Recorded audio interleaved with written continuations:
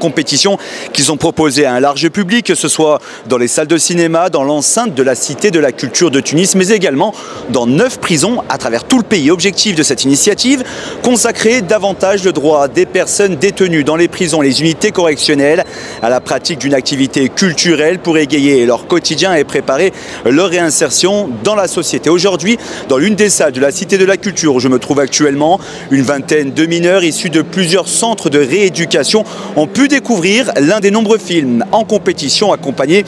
des surveillants et des représentants du ministère de la Justice. Un temps d'arrêt pour ces jeunes détenus, de quoi s'évader de leur quotidien carcéral. Écoutez.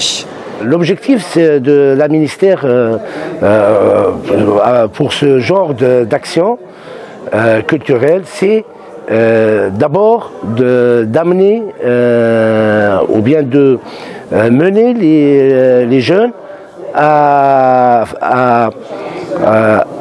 participer à la vie culturelle et à cette édition, 10e édition de festival cinématographique de Carthage dans les prisons, et aussi pour qu'ils puissent faire des bonnes pratiques comme le cinéma, pour qu'ils savent qu'ils sont capables de discuter avec les réalisateurs de films ils posent des questions, ils discutent gentiment, et c'est sûr toutes les activités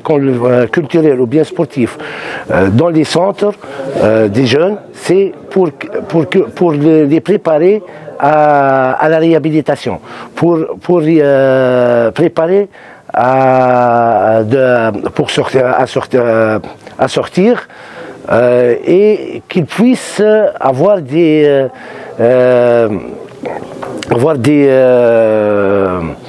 outils pour qu'ils puissent s'intégrer ou bien se réintégrer dans la société civile. Donc c'est vraiment là, ces genres d'actions, ils ont un grand impact sur leur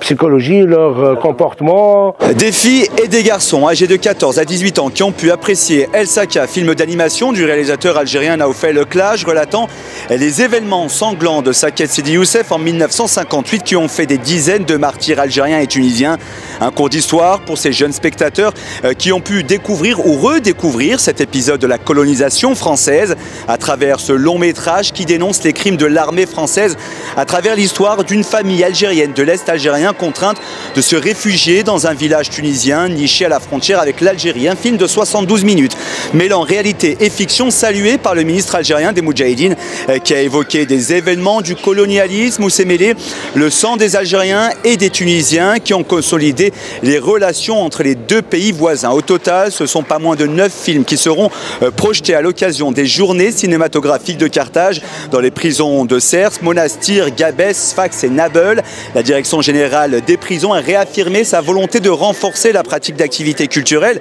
au sein des prisons et des unités correctionnelles tunisiennes, convaincue que cette initiative qui s'inscrit dans le cadre des directives du ministère de la Justice favorisera la réinsertion des détenus dans la société tout en contribuant au changement des comportements